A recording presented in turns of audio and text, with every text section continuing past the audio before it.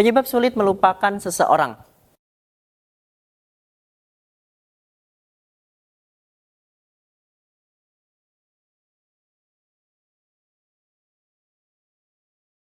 Banyak pertanyaan yang masuk tentang masalah putus cinta.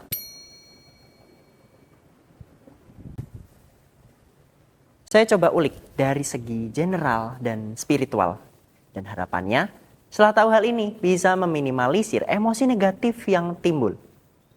Baik, untuk putus cinta sendiri saya petakan lagi jadi 2 tipe.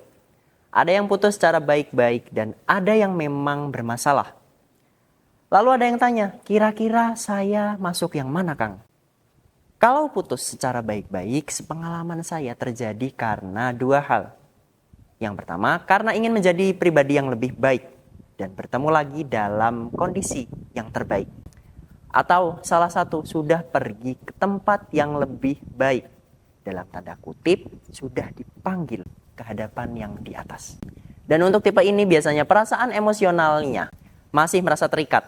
Entah karena hubungannya yang lama, cintanya yang terlalu dalam, atau pengalaman-pengalaman yang terlalu intens, yang membuat sulit melupakan, dan biasanya juga karena ketidaksiapan. Tipe ini biasanya perpisahan terjadi karena suatu hal yang mendadak. Dan tipe yang kedua, karena hubungannya bermasalah. Ini sangat beragam ya, ada yang berpisah karena dihianati, dibohongi, diselingkuhi, disakiti, baik lahir maupun batin.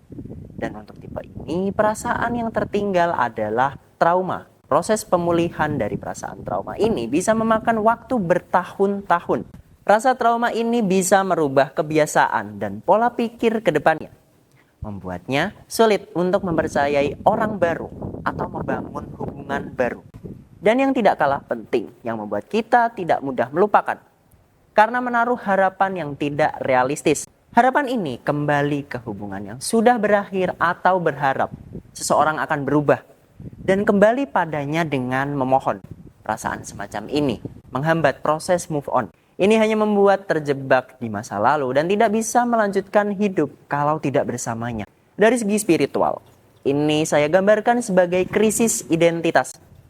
Simpelnya begini, 2 orang dengan energi berbeda, kemudian sudah terbiasa bersama, ini akhirnya punya energi yang mirip dan cenderung saling melengkapi.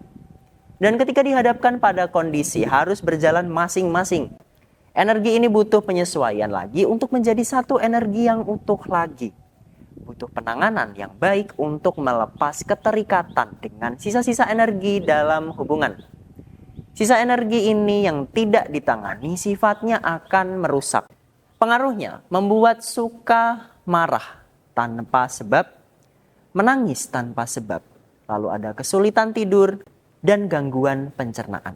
Dan untuk pemulihan masalah spiritual tentu harus dilakukan secara spiritual juga. Anda bisa membersihkan energi negatif sisa-sisa dari hubungan masa lalu dengan sarana detox trauma.